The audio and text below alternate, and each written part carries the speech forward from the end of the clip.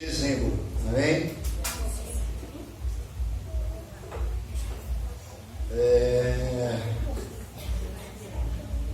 Vamos lá, palavra do Senhor, Efésios, capítulo 1, verso de número 7 a verso de número 12. Deixa eu dar um recado aqui rapidamente também, irmãos. Está aqui a nossa caixinha do Moçambique, a Missões Moçambique, amém? Os irmãos continuem colaborando aí, contribuindo. Essa semana foi, não sei se alguns irmãos ouviram ou não, na rádio musical. Eu não sei se foi na quarta ou na quinta-feira. Acho que foi na quarta-feira.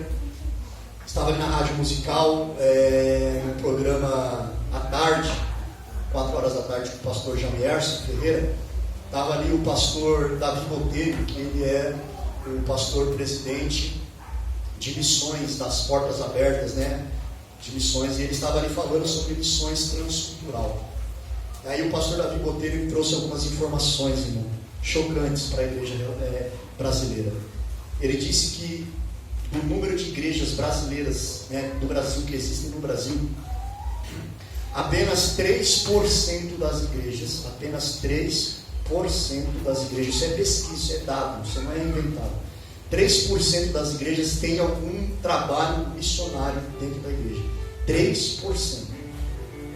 Então é muito pouco, irmão. O Brasil hoje tem cerca de 60 milhões de cristãos evangélicos. O número de denominação passa de 10 mil denominações. E somente 3% desta igreja faz obra missionária. E nós estamos dentro desses 3% global. Nós estamos dentro desses 3%. Por quê?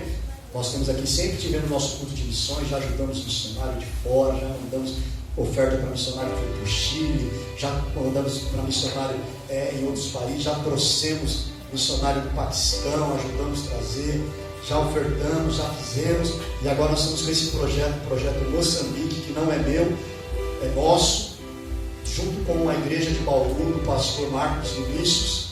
E interessante que o pastor Davi Botelho também falou sobre Moçambique. Ele disse que é uma das nações da África onde o evangelho está crescendo. Está crescendo, irmão. Olha, eu fiquei até emocionado quando eu vi, porque nós estamos semeando no lugar certo. E o pastor Davi Botelho falava, né, das dificuldades e tudo mais. Aí ele trouxe uma informação. O dinheiro de Moçambique chama Mitical. Sabe quanto vale R$1 lá em Moçambique? Vale 15 Mitical. 15 Miticais. R$1 vale 15 Miticais. Sabe qual é o salário mínimo de Moçambique? 4.000 Miticais. 4.000 Miticais. Dá em reais, se você for bom de matemática, 1 por 15, você divide 4.000 por 15, quanto dá, você que é bom de matemática? Vai dar uns R$200, olha lá. 4.000 por 10 daria 400, vai dar uns 200 e poucos reais, 300 no máximo.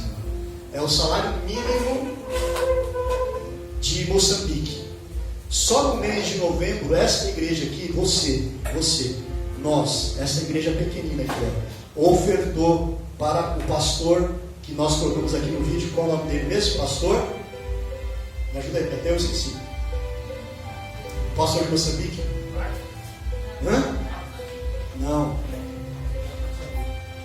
Esqueci o nome do pastor, não importa. Eu estou ficando esquecido, eu estou ficando velho. Orem por mim que eu estou ficando esquecido. Tinha uma memória boa. Mas amém. Só essa igreja aqui nós ofertamos, sabe quanto? R$750 para a obra missionária em menos de um mês, porque eu trouxe aqui um mês, eu trouxe no domingo, dia 3 de novembro, e hoje, dia 1º de dezembro, nós já ofertamos R$750. Se você multiplicar isso por 15, que é o dinheiro de lá, né? Então você vai ter aí quantas vezes? 10 vezes daria 7.000 miticais, né? O cara que é bom em matemática, ainda bem que eu fiz. Singular, bom. Então, 11.250 miticais. O salário mínimo lá é quanto? 4.000 miticais. Ou seja, essa igreja, só essa igreja aqui, nós ofertamos quase 4 salários mínimos para o sustento de um pastor e da sua família. Isso aí é para o nome do Senhor ser glorificado. É para glorificar o nome do Senhor. Amém? Cada alma que for salva lá em Moçambique, você tem parte. Cada vida que for salva naquele país, você tem parte. Um dia você vai chegar diante de Deus e o Senhor vai falar: olha, você ajudou a salvar aquela alma que estava indo para o inferno, você ajudou a salvar. Aí você vai falar: mas não, Senhor, eu nem conhecia ele. Ele falou: não, você ofertou, você orou, você ajudou a obra missionária, então você fez e você faz parte daquela vida que está sendo salva. Então, meu irmão, eu louvo a vida de vocês, eu louvo a vida, porque Deus gerou isso no meu coração. Eu podia chegar aqui, falar isso para os irmãos podiam entrar por um ouvido, sair pelo outro, mas você abraçou a ideia, você comprou a ideia. Eu louvo pela sua vida, amém? Eu louvo pela sua vida. Deus vai te retribuir. O Senhor, Pedro um dia chegou para Jesus preocupado porque ele havia deixado a família, porque ele havia deixado o barco de pesca, porque ele havia deixado tudo para servir Jesus. Pedro chegou para Jesus e falou: Senhor, e nós, Senhor, que deixamos família, que deixamos casa, que deixamos tudo para te seguir, o que será de nós? O Senhor olhou para Pedro e falou: Pedro, nessa vida tu terás 100 vezes mais, e na vida futura, no porvir, tu terás a vida eterna, Pedro. Tu terás a vida eterna. Então, com Deus ninguém perde, ninguém perde. Nós nunca perdemos com o Senhor. Então, daqui nós fazemos toda segunda-feira. A Nádia, ela recolhe aqui o dinheiro na semana. Toda segunda-feira ela deposita na conta do pastor Marcos, manda para mim o comprovante, eu mando para ele e ele agradece muito a igreja, muito. Eu pedi para ele mandar fotos, para ele mandar vídeos. Ele falou que ele perdeu muita coisa porque ele acabou perdendo o celular dele, mas algumas coisas ele falou que ia tentar recuperar e ia me mandar para os irmãos poderem ver, para os irmãos conhecerem um pouco mais a obra de lá. Amém, queridos? Então era isso aí que eu queria falar, porque nessa semana, exatamente essa semana, eu ouvi esse programa falando sobre missões transculturais e falava sobre o país de Moçambique. Então eu fiquei muito feliz em nome do Senhor. Vamos lá para a palavra do Senhor? Efésios capítulo 1, verso número 7. Diz assim: em quem temos a redenção pelo sangue, a remissão das ofensas, segundo as riquezas da sua graça, que Ele tornou abundante para conosco em toda sabedoria e prudência, descobrindo-nos o mistério da sua vontade, segundo o seu beneplácito, que propusera em si mesmo, de tornar a congregar em Cristo todas as coisas, na dispensação da plenitude dos tempos, tanto as que estão nos céus, como as que estão na terra. Nele, digo, em quem também fomos feito herança, havendo sido predestinados, conforme o propósito daquele que fez todas as coisas, segundo o conselho da sua vontade, com o fim de sermos para louvor da sua glória, nós, os que primeiro esperamos em Cristo. Amém. Louvado é o nome do Senhor Jesus. Queridos, no último domingo eu preguei o capítulo 1, do verso 1 ao verso número 6, e nós vimos ali, eu falei para os irmãos que eu dividi em 3 partes. Nós vimos ali as bênçãos do Pai, aquilo, porque eu falei para os irmãos que a Trindade opera na salvação. Não foi que Deus fez algo, depois Jesus fez, e agora quem faz os Espíritos não. Eles trabalham ainda, a Trindade trabalha para a salvação do homem, o Pai, o Filho e o Espírito Santo. E aqui Paulo ele faz uma divisão entre Pai, Filho e Espírito Santo, colocando aquilo que o Pai fez, como nós falamos aqui, o Pai que nos escolheu, o Pai que nos predestinou, o Pai que nos escolheu antes da fundação do mundo, através de Cristo. Ele planejou a nossa salvação antes da fundação do mundo. Eu falei isso no domingo passado, falamos aqui sobre escolha, sobre predestinação, sobre eleição. Tudo isso quem fez foi Deus. E nesse domingo eu quero falar agora sobre a obra de Cristo, a obra de Cristo plenamente dita. E no verso de número 7 nós podemos tirar algumas lições da obra de Cristo para o homem, para nós nesta noite. Em primeiro lugar, nós podemos ver aqui que existe um verbo aqui nesse capítulo número 7, que é o verbo remir, que vem a palavra redenção, de redenção, remir. E esse verbo significa comprar e libertar mediante o pagamento de um preço. Então esse verbo, irmãos, era usado na compra de escravos. Então quando você comprava um escravo, você remia esse escravo através de um preço, pagando um preço. E o apóstolo Paulo, escrevendo a carta aos Efésios, ele vai dizer no verso 7 que nós temos a nossa redenção pelo sangue de Jesus. Na cruz, Jesus pagou o preço da minha e da sua salvação. Nós éramos escravos, a palavra, Paulo vai dizer isso, que nós éramos escravos da lei, escravos do pecado e escravos de Satanás. Todo ser humano, ele é escravo. Todo ser humano, ele é escravizado pelo pecado. Para aqueles que querem viver a lei, eles estão escravizados na lei. E muitos estão escravizados pelo poder de Satanás. Só que a notícia boa, maravilhosa que Paulo trouxe para a igreja de Éfeso é que em Cristo, que Jesus Cristo, Ele fez a nossa redenção pelo teu sangue. O sangue de Cristo é o preço que foi pago para nos libertar dessa escravidão. Por isso que todo aquele que está em Cristo já não pesa mais sobre ele o peso do pecado, já não tem mais a culpa do pecado, já não tem mais sobre ele a ação de Satanás. Por quê? Porque Jesus nos remiu, ele pagou o preço, e um preço altíssimo. É isso que o apóstolo Paulo está dizendo. Na época que Paulo escreve essa carta aos Efésios, a Roma dominava o mundo e existia, segundo os estudiosos, 6 milhões de escravos naquela época. E Paulo então está dizendo que, da mesma forma que nós estávamos escravizados, nós tínhamos esse domínio espiritual maligno sobre a vida do ser humano. O pecado deu esse direito a Satanás. A queda do homem deu esse direito a Satanás. Então todo homem estava sobre este pecado e haveria um preço a ser pago. Abro aqui um parêntese para dizer uma coisa que talvez por muitas vezes eu já falei, e falei aqui em cima desse púlpito já. O preço que foi pago pela minha alma e pela tua alma não foi pago para Satanás. Porque eu já ouvi pessoas pregarem, dizer, não, porque Satanás, é até bonitinho a história, mas não é verdadeira, é mentirosa. Porque Satanás chegou diante de Deus e falou, e Deus falou para Satanás, o que tu queres, Satanás, para libertar o homem, para deixar de escravizar o homem? Satanás fala, eu quero um preço alto, eu quero um sangue, eu quero a morte do seu filho. Então Jesus vai, aceita e derrama o teu sangue. Isso é uma mentira. Porque se isso for verdade, então Satanás tem participação na salvação do homem. E Satanás não tem participação nenhuma na salvação do homem. O preço que Jesus pagou não foi para Satanás, mas foi para o Pai.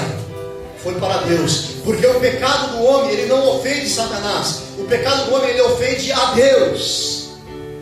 Quem fica ofendido com o pecado do ser humano, quem fica ofendido com as coisas que o homem faz contra a palavra de Deus, é Deus e não Satanás. Então quem precisa ser recompensado, quem precisa ser apaziguado a ira, é Deus. E quem faz isso? Jesus Cristo, através do sangue derramado na cruz do Calvário.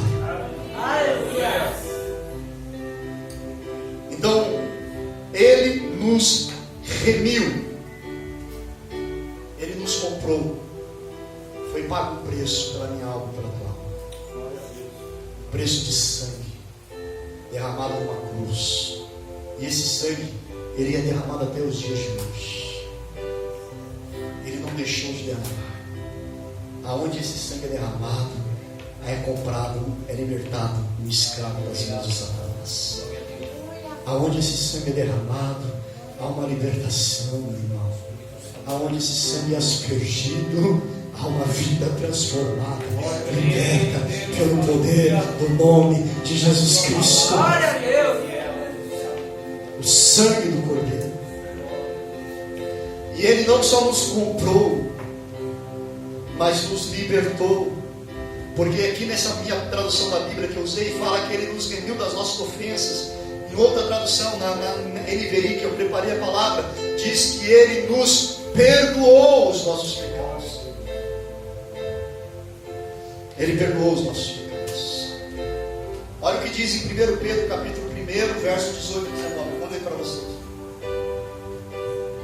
Pois vocês sabem que não foi por meio de coisas perecíveis, como a prata ou o ouro, que vocês foram redimidos, ou seja, comprados, de sua maneira vazia de viver, que lhe foi transmitida por seus antepassados, mas foi pelo precioso sangue de Cristo, como de um cordeiro, sem mancha e sem defeito.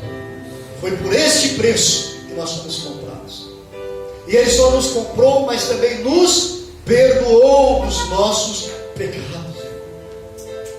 Isso é muito profundo, porque quando Cristo morre na cruz, a obra da expiação de Cristo, o derramado do sangue de Cristo, vai nos dizer que a partir daquele momento, todo aquele que crê em Cristo, todo aquele que aceita Cristo na sua vida, que confessa Ele como Salvador e vive por Ele, agora ele já não tem mais, o pecado já não domina mais sobre a sua vida, o pecado já não tem mais força sobre ele.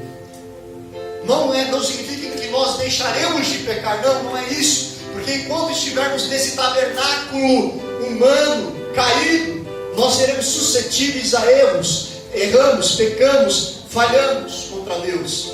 Não é que nós deixamos de pecar ou deixaremos de pecar, não é isso, mas o poder do pecado, a condenação do pecado, a condenação que o pecado trazia, a morte, a sentença de morte que estava sobre o homem, foi tirado por Cristo. Foi tirado por Cristo. Ele nos perdoou os nossos pecados. E Ele fez isso, segundo o capítulo 7, segundo as riquezas da sua graça. Então nós somos perdoados por Cristo pela sua graça. Favor não merecido de Deus. Então nós somos perdoados dos nossos pecados, irmão. A obra de Cristo na cruz, Ele perdoou o meu pecado hoje. Ele perdoou o pecado que eu cometi lá atrás. E Ele vai perdoar o pecado que eu vou cometer amanhã. Porque ela é uma obra completa. Ele levou sobre Ele todos os nossos pecados. Ele levou sobre Ele todas as nossas transgressões. Olha que coisa maravilhosa que Deus Filho fez por nós. Olha aí as bênçãos espirituais. Lembra que eu comecei no domingo passado dizendo que nós achamos que bênçãos de Deus são só coisas materiais que nós podemos tocar, que nós podemos ter, que podemos comprar. Olha quanta riqueza espiritual que Deus tem para nós. Se você aceitou a Cristo, teu pecado já foi perdoado. Mas pastor, eu cometi um crime, eu assassinei uma pessoa, Jesus já te perdoou. Mas pastor, eu fiz isso, eu pratiquei, eu tive relações homossexuais, você já se arrependeu? Jesus já te perdoou. Mas pastor, eu cometi adultério, Jesus já te perdoou. Você não pode mais carregar essa culpa, eu não posso mais carregar essa culpa. Já não está mais sobre a minha vida, já não está sobre a sua vida, já não está mais sobre a vida daquele que aceitou a Cristo. Por quê? Porque a obra de Cristo na cruz é poderosa para levar embora todos os nossos pecados. Essa notícia é tão boa, é tão maravilhosa que muitas pessoas não conseguem crer nela, não conseguem aceitar. Como pode? Como pode isso? Como pode eu ser tão ruim? Eu fui uma pessoa tão ruim, cometi tantas atrocidades, e agora Ele me ama, e Ele diz que me perdoa, e Ele diz que me aceita. Oh, louvado é o nome do Senhor. Pelas riquezas da sua graça Ele faz isso. Não é porque nós merecemos, não é porque somos bons, porque nós não somos, mas é pela graça de Cristo, é pelo teu amor infinito, é pela tua misericórdia, Jesus. Ele nos libertou da lei, porque a lei, irmão, olha só, a lei, a aprisionava o homem. Não é que a lei era ruim, a lei era boa. A lei de Deus é boa. Toda lei ela tem um princípio. Sabe o que é o princípio da lei? Toda lei ela tem um princípio de proteção, de guardar, de proteger o ser humano. A lei do homem tem esse princípio. Por que o homem diz que você andar a 100 km por hora é proibido? Porque se você andar a 100 km por hora em algum lugar e bater, fatalmente você vai morrer. Então a lei é criada para que haja uma proteção da vida. Então a lei de Deus era para proteger o homem, mas o homem não conseguia seguir a lei de Deus. E a lei acabava escravizando o homem. Porque a lei, ela serve para nos mostrar onde está o nosso erro, mas ela não dava, o homem não conseguia se libertar dos seus maus pecados, dos seus maus caminhos pela lei. Porque a lei me mostra que, olha, se eu fizer isso, eu estou condenado, se eu fizer aquilo, Deus não se agrada, se eu fizer aquilo, Deus não se agrada, mas como eu me liberto disso? Como é possível isso? Então, quando Cristo veio, Ele nos libertou do peso da lei sobre nós. Ele nos tirou desse peso. Porque Ele cumpriu a lei de Deus. Ele satisfez toda a lei de Deus sobre Ele. Então, agora eu simplesmente creio nele, no seu sacrifício, é imputado sobre mim a sua justiça. Então agora eu não estou mais preso na lei, mas então eu não devo cumprir a lei não. Paulo fala assim, então o que diremos? Pecaremos mais porque agora vivemos na graça? Não temos não. E Paulo fala, não, porque onde abundou o pecado, agora precisa superabundar a graça de Deus. Então eu não posso usar esse fato de Jesus me perdoar, de Jesus ser amoroso comigo, de me libertar do pecado da lei. Eu não posso mais usar isso para continuar vivendo a velha vida. Não, eu tenho que olhar para Cristo e falar, Ele fez isso por mim, então agora eu preciso agradar Ele. Eu preciso viver uma vida que agrade a Ele. Ele nos libertou da lei, do pecado e do poder de Satanás. Olha o que diz Colossenses capítulo 1, verso 13 e 14. Pois Ele nos resgatou do domínio das trevas e nos transportou para o reino do seu Filho amado, em quem temos a redenção, acabei de falar, a saber, o perdão dos pecados. Sabe o que Cristo fez conosco, irmão? Ele nos tirou do poder das trevas e nos levou para o reino de Deus, e nos libertou de todo o poder das trevas, todo o poder de Satanás. Ele nos perdoou. O verbo perdoar significa levar embora. Essa ideia nos traz à memória, irmão, o ritual realizado em Israel. No dia da expiação, quando o sumo sacerdote, no Antigo Testamento, havia um ritual chamado o ritual do perdão, o dia do perdão, o dia da expiação. O povo pecou, o povo pecava, trazia-se 2 animais, 2 cordeiros, 2 bodes, colocava-se sobre as mãos, e punha as mãos sobre e o sacerdote confessava o pecado de todo o povo sobre aquele animal. O outro animal era morto e aspergido teu sangue sobre o altar.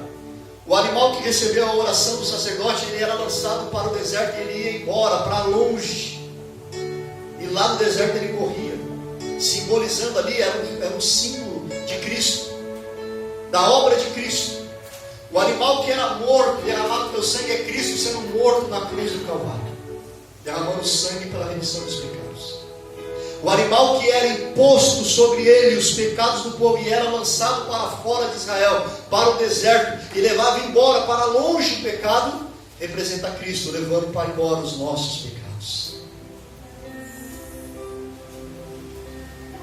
Isso é muito poderoso, irmão, porque Cristo morreu para levar os nossos pecados embora, para nunca mais serem vistos.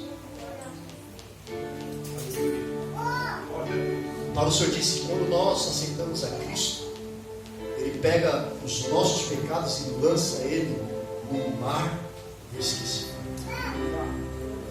Ele já não lembra mais. Já não lembra mais. Já não existe mais. O Salmo de número 103, verso 12 diz assim: como o Oriente está longe do Ocidente, assim Ele afasta para longe de nós as nossas transgressões. Olha que coisa linda, irmão. Olha como está distante o Oriente do Ocidente. É isso que Jesus fez com nossos pecados. Ó, levou para longe de nós. Se Ele nos perdoou, irmão, aqui eu quero abrir um parênteses, não estava nem no esboço. Se Ele nos perdoou com tanto amor, por que nós não conseguimos perdoar?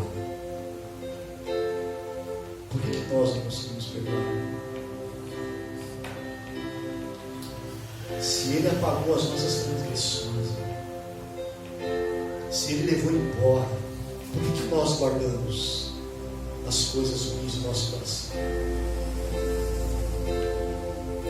Se Ele disse que Ele perdoou os nossos pecados e lançou no mar, esquecemos, por que nós ficamos lembrando daquilo que as pessoas fazem de ruim para nós?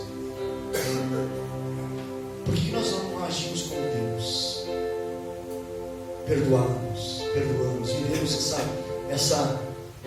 essa verdade do perdão sobre as nossas vidas. Porque o Senhor diz lá na oração, se eu não me engano, em Mateus capítulo 6, quando os discípulos pedem para o Senhor ensinar como orar, e Ele ensina, Ele diz: olha, perdoai as nossas ofensas, assim como nós perdoamos a quem tem nos ofendido. Como que Jesus perdoou as ofensas nossas?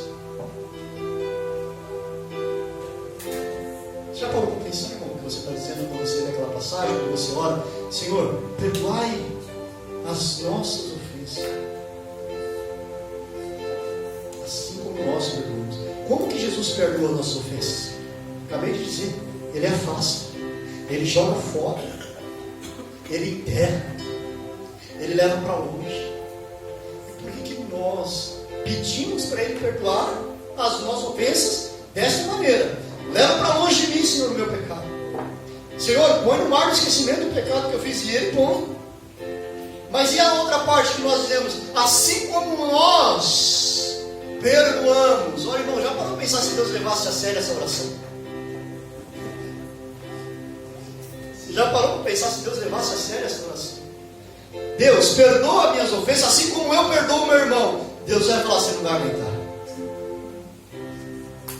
Porque como que eu perdoo meu irmão? Eu perdoo falsamente. Eu perdoo hoje, amanhã eu estou falando de novo. Eu perdoo ele hoje, amanhã eu não quero olhar para ele. Eu perdoo ele hoje, amanhã eu não quero nem saber dele. Quando ele acontece uma coisa mal, eu falo: bem feito, mereceu. Ah, mas eu perdoei. Ah, bem feito, mas mereceu. Não é preciso se Deus fizesse isso com a gente. Mas é o que nós oramos, está lá na oração. Senhor, perdoa nossas ofensas, assim como nós perdoamos aqui que temos pedido. Se Ele levasse a sério, meu Deus, ninguém seria salvo. Ainda bem que Ele não leva a sério. Ainda bem que Ele é amor, misericordioso. Ele está dizendo para nós: filho, olha, entenda de uma vez por todas, eu te perdoei desta maneira. Lembra aquela passagem, aquela parábola? Eu já até preguei aqui há muito tempo atrás. Havia um rei muito poderoso e muito bondoso. E um dia ele pegou os seus secretários e falou: olha, vem quem está me devendo. Vem quem está me devendo. E achou lá um homem que devia uma quantia enorme, impagável. Ele falou: traga esse homem até mim. E esse homem veio e ele falou: olha, você me deve. Você está me devendo, eu vou prender você, eu vou prender sua família, eu vou vender teus filhos como escravo, para que você me pague, porque você me deve muito.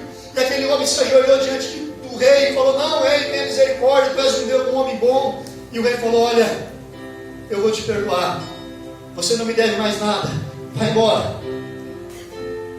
Diz a parábola que ele sai no meio da rua, ele encontra uma pessoa que devia a ele. E ele pega aquele homem e fala: me paga o que você me deve. Aquele homem: por favor, me dê mais uma chance, me dá mais um tempo, eu vou pagar, eu vou trabalhar. E ele não tem perdão daquele homem. Ele pega aquele homem, ele aprisiona aquele homem, ele joga aquele homem na cadeia. Só que as pessoas veem aquilo e levam para o rei e dizem: olha, aquele que o Senhor perdoou, agora não perdoou o seu próximo. E aquele rei traz aquele homem de novo na sua frente e fala: você é um servo mau, eu te perdoei uma dívida que você nunca iria me pagar, você nunca iria cumprir, porque você não usou a mesma coisa, não fez o mesmo com aquele. E só porque tu és mau, agora tu serás preso e vai sair de lá só quando pagar o último centavo. Olha o que Jesus está querendo nos ensinar, irmão. Se Ele nos perdoou, nós temos que perdoar. Não existe evangelho sem perdão.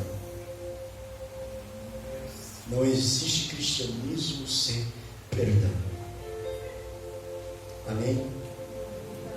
Ouvi uma frase um tempo atrás, guardei no meu coração e nunca vou esquecer. A pessoa que guarda uma mágoa, que não consegue perdoar uma pessoa, seja lá o que foi que ela fez, irmão. Por isso que eu sempre digo, irmão, ser cristão não é fácil.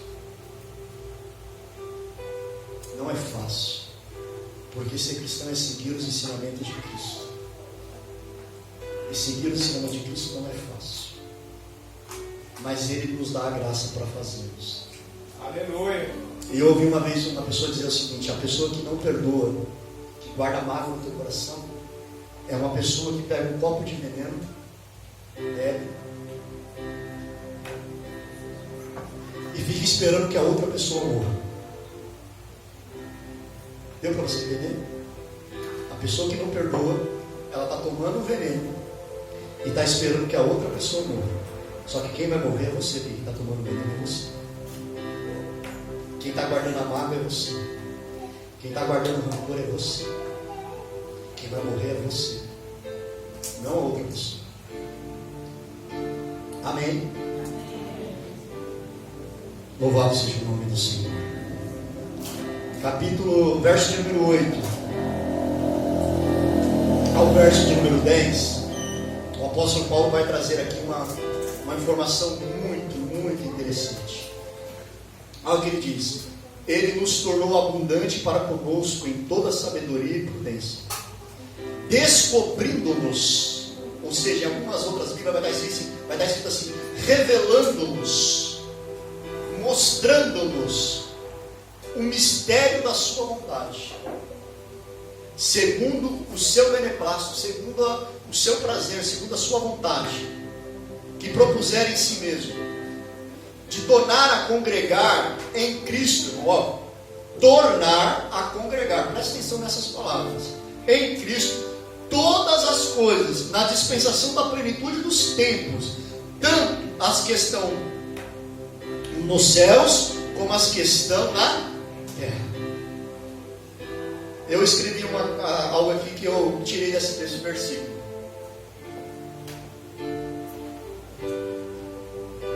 Nós cristãos, presta atenção nisso aí, fazemos parte do círculo íntimo de Deus. Nós cristãos fazemos parte do ciclo íntimo de Deus.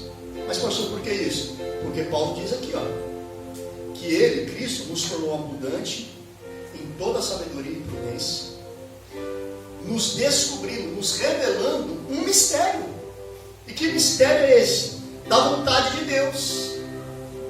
E qual é a vontade de Deus? De tornar a congregar no final dos tempos, na plenitude dos tempos, todas as coisas em Cristo Jesus.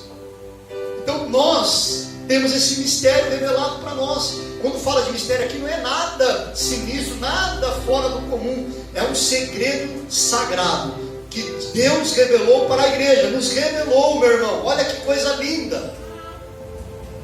Olha que bênção espiritual. Deus revela-nos a sua vontade. Ele revela para nós cristãos qual é a vontade dele, o que Deus pretende fazer. Olha que coisa linda. E ele diz aqui, um segredo sagrado que outrora estava oculto, mas agora foi revelado para o povo de Deus. Tomamos conhecimento do segredo de que um dia Deus vai unir todas as coisas em Cristo Jesus, tanto as que estão nos céus como as que estão na terra. Sabe por quê, meu irmão? Porque desde que o homem pecou, tudo tem sido desintegrado. Desde que o homem pecou lá no Éden, tudo foi desintegrado. Houve uma separação de todas as coisas. Quer ver só? Gênesis capítulo 3 vai relatar para nós a separação do homem de Deus. Quando o homem peca, o homem é separado de Deus, não é? O que Deus, antes do homem pecar, o que Deus fazia? Ele ia todos os dias e ele tinha um relacionamento íntimo com o homem. Quando o homem peca, Deus ele toma uma atitude, ele é obrigado a tirar o homem do jardim que ele havia colocado e expulsa ele daquele lugar. E já não havia mais esse contato entre Deus e o homem. Então, quando o homem peca, houve a primeira separação, a separação do homem de Deus. Em Gênesis capítulo 4, vai haver a separação do homem para o homem. Quando Caim mata Abel, o primeiro homicídio da humanidade, ali houve uma separação do homem. Agora o homem, Caim, ele é expulso de onde ele estava, Deus tira ele daquele meio e ele anda vagando. Então ali há uma separação do homem. O homem agora está separado, não só de Deus, mas agora está separado da relação humana. Em Gênesis capítulo 11, o ser humano tenta, de algum tipo, trazer uma unidade novamente. Ele tenta construir uma torre chamada Torre de Babel.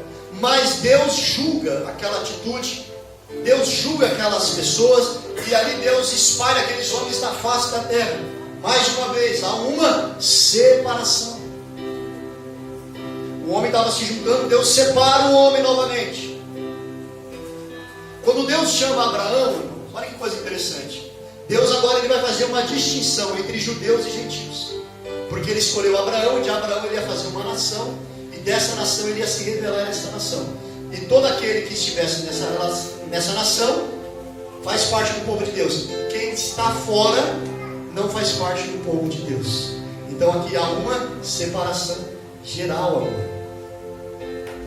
Só que Paulo está dizendo que isso estava sendo mudado. Em quem? Em Cristo Jesus. E isso foi revelado para o povo de Deus, nós, a igreja do Senhor. Nós temos agora o trabalho de levar Cristo para as pessoas e trazer novamente essas pessoas a Deus através da pregação do Evangelho. Porque um dia Deus vai unir todas essas coisas de novo na pessoa de Jesus Cristo. Então onde havia separação, não vai mais haver separação. Onde havia essa diferença, não vai haver mais. Esse é o poder do Evangelho. O Evangelho tem esse poder de trazer novamente a unidade das pessoas. Porque nós somos um corpo, o corpo de Cristo está unido com a cabeça que é Cristo. Então quando a igreja do Senhor prega o Evangelho, a pessoa aceita Cristo, ela é unida nesse corpo, ela faz parte desse corpo, Deus está convergindo todas as coisas diante de Cristo novamente. E vai chegar um dia que todas as coisas, o céu, a terra, os animais, tudo vai convergir e se unir novamente em Cristo. E vai voltar a ser tudo como era antes. Porque diz aqui a passagem, verso 10, ele vai tornar a congregar. Então quando torna, é porque já foi um dia dessa maneira. E Deus vai trazer isso novamente à existência. E isso foi revelado para nós, para a igreja. Por isso que no nosso meio não pode haver divisões. Pelo contrário, tem que ter uniões. Não pode haver diferenças. Tem que haver unidades. Porque o que separou o homem foi o pecado. Deus quer convergir novamente, quer trazer todas as coisas em uma única pessoa, Cristo Jesus. E isso foi revelado para nós como igreja do Senhor. É uma herança, é uma riqueza, uma bênção espiritual que nós temos revelado. Esta é a vontade de Deus, irmão, que todas as coisas voltem a ser uma única coisa em Cristo Jesus. E isso foi mostrado para mim e para você. Foi revelado para nós. Então nós temos que viver agora conforme a vontade de Deus. E qual que é a vontade de Deus? Qual que é a vontade de Deus, igreja? Acabei de ler aqui. Olha aqui, Verso 9, descobrindo o mistério da sua vontade. Olha o que Deus sempre quis e o que Deus quer para o homem. Esta é a vontade de Deus, irmão, de tornar congregar em Cristo todas as coisas, na dispensação da plenitude dos tempos, tanto as que estão no céu, como as que estão na terra. E quem faz isso é a igreja, através do Evangelho de Jesus Cristo. Quando Paulo pregava o Evangelho de Jesus Cristo, ele fala: agora já não há mais judeus e nem gentios, agora já não há mais escravos e nem libertos, agora já não há mais ricos e pobres, somos todos um em Cristo Jesus. Já não há mais divisões, não pode haver separações, divisões no meio da igreja. Por quê? Porque a vontade de Deus é unir todas as coisas, no céu e na terra, na pessoa de Jesus Cristo. Guardou aí qual é a vontade de Deus? Essa é a vontade de Deus. Verso número 11 e 12, para nós encerrarmos. Verso número 11. Nele, em Cristo, digo, em quem também fomos feitos herança, havendo sido predestinado conforme o propósito daquele que faz todas as coisas, segundo o conselho da sua vontade, com o fim de sermos para louvor da sua glória. Nós, primeiro, esperamos em Cristo. Nele, olha só que coisa linda. Cristo diz que nele, Paulo dizendo nele, em Cristo, Paulo diz: eu digo, eu afirmo a vocês, que nós também fomos, além de ter sido libertos, além de ter sido redimidos, além de ter sido escolhidos, além de ter sido predestinados, além de nós ter sido perdoados, além de Ele ter revelado esse segredo santo para nós, de que Ele vai unir todas as coisas em Cristo, que não vai haver mais separação. Além de tudo isso, Ele fez algo ainda mais para nós. Ele nos tornou herança dEle. Coisa linda, irmão. O que é uma herança, irmão? O que é uma herança? O que é uma herança? Herança é uma coisa que não tem valor? Não vale nada? É isso? Herança não tem valor nenhum, né? Por exemplo, assim, imagina, infelizmente, né? Faleceu essa semana aí o Gugu, né? Esses dias aí. Os filhos dele vai receber o que do pai? Uma herança. Tudo o que ele conquistou vai passar agora para o filho e para as duas filhas dele. É pouca coisa, né? Mansões, prédios comerciais na região de Alphaville. Tem um prédio lá, Alameda Vendeu 500, que é dele. Ele tem produtoras de televisão. Ele tem tanta coisa, tanta riqueza. Isso é uma herança. E isso foi feito, vai ser transmitido para quem? Para os seus filhos. Olha o que Paulo diz aqui, que em Cristo nós nos tornamos o quê? Herança. Então nós somos a herança de Cristo. Ou seja, nós somos algo precioso para Deus.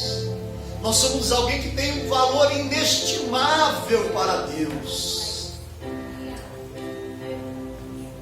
Então, o ser humano tem que parar com essa coisa de falar: eu não tenho valor nenhum, eu não valho nada, eu não presto para nada, ninguém isso, ninguém aquilo. Querido, olha Deus te falando que Ele te fez herança dEle. Um dia Ele quer te receber. Assim como alguém que morre deixa uma herança para alguém querido, alguém que ama, Deus diz: vocês são a minha herança, a minha riqueza, é vocês. Olha que declaração de amor, você ouvir do próprio Deus, que nós fomos feitos a sua herança. O que Deus quer receber? Nós.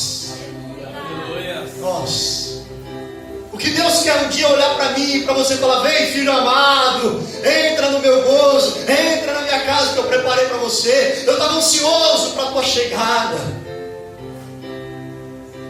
Eu estava ansioso para receber a minha herança. Nós somos a herança de Deus, irmão.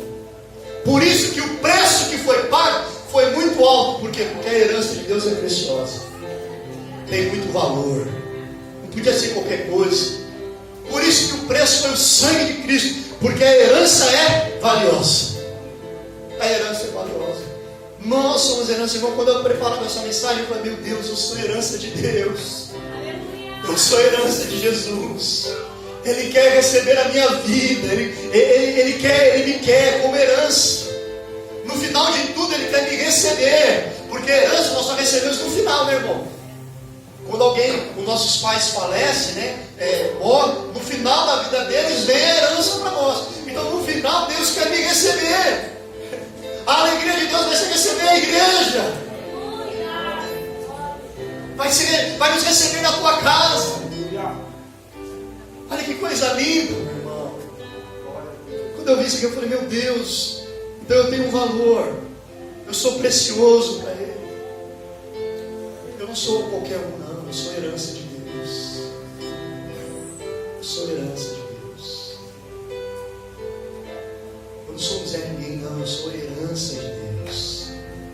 Nele eu digo, em quem também fomos feitos herança. Havendo sido predestinado, foi Ele que nos predestinou, nos escolheu, com o propósito daquele que fez todas as coisas, segundo o conselho da sua vontade. E qual é o objetivo disso, irmão? Lá no verso 12. Por que Jesus nos redimiu? Por que Jesus nos perdoou? Por que Jesus derramou sangue na cruz? Por que Jesus por que Deus vai tornar todas as coisas a congregar em Cristo? Trazer a união novamente, trazer a restauração de todas as coisas.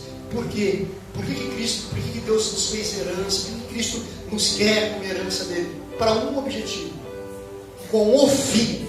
Olha o objetivo. Com o fim de sermos o louvor da sua glória, irmão. Nós, os que primeiro esperamos em Cristo. Quem está esperando em Cristo aqui, meu irmão, nessa noite? Quem está esperando em Cristo? Se você está esperando em Cristo, se você está esperando em Cristo, olha o que ele diz aqui, ó, que nós, tudo isso Jesus fez para nós sermos o louvor da glória de Deus. O louvor da glória de Deus. Aqueles que estão esperando em Cristo para ser louvor da glória de Deus. Por que Jesus me perdoou? Para eu louvar, para eu dar glória, para eu ser o louvor da glória dele.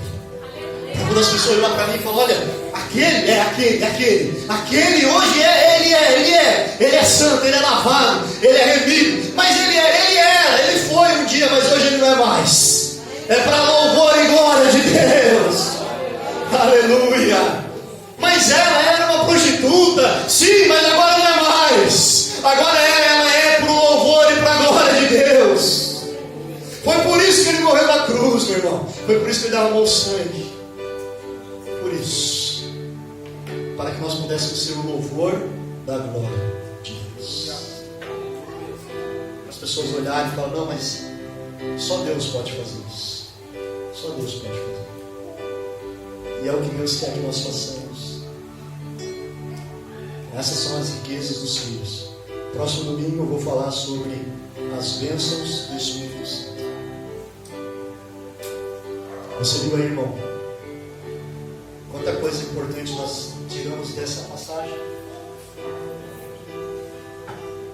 O que Paulo queria mostrar para a igreja de Efésios, o que Deus, o Espírito Santo, quer mostrar para nós, que nós temos riquezas espirituais. Nós somos ricos espiritualmente falando. Nós somos um povo escolhido por Deus, irmão. Você foi eleito, escolhido, predestinado pelo Senhor. Foi Ele que te escolheu, foi Ele que te chamou. E por você Ele se pegou na cruz. Por você Ele morreu. Por você Ele derramou o sangue. Por você Ele perdoou os teus pecados. Levou para longe dos pecados. Você entendeu hoje que teus pecados estão longe? Você entendeu hoje que teus pecados estão no mar do esquecimento? Você entendeu hoje que Deus não te condena? Nenhuma condenação há para aqueles que estão em Cristo Jesus, que nova criatura, nova geração. Já não há mais nenhuma condenação. Aquele que condenava já não condena mais. Já não há mais condenação. Você entendeu hoje que você é herança de Cristo? Você é herança de Cristo.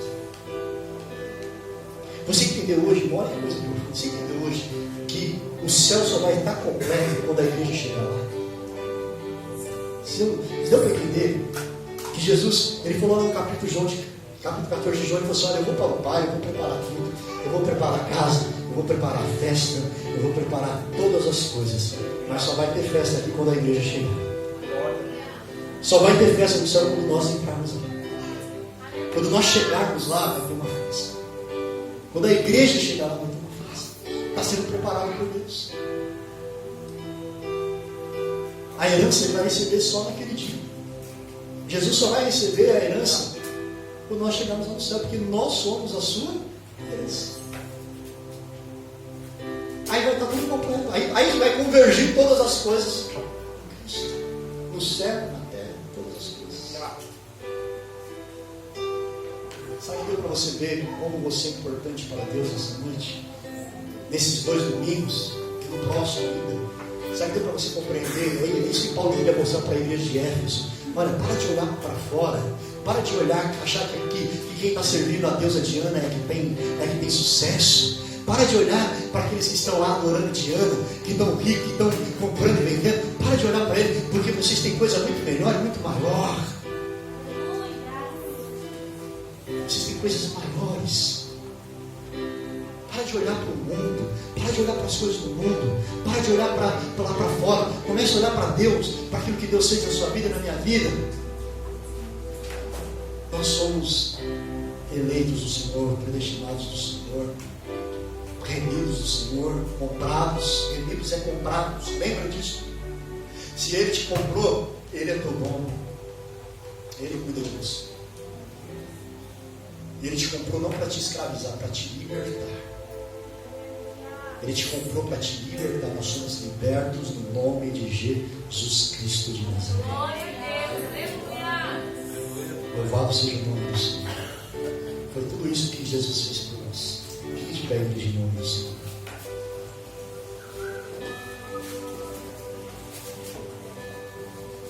Glória a Deus.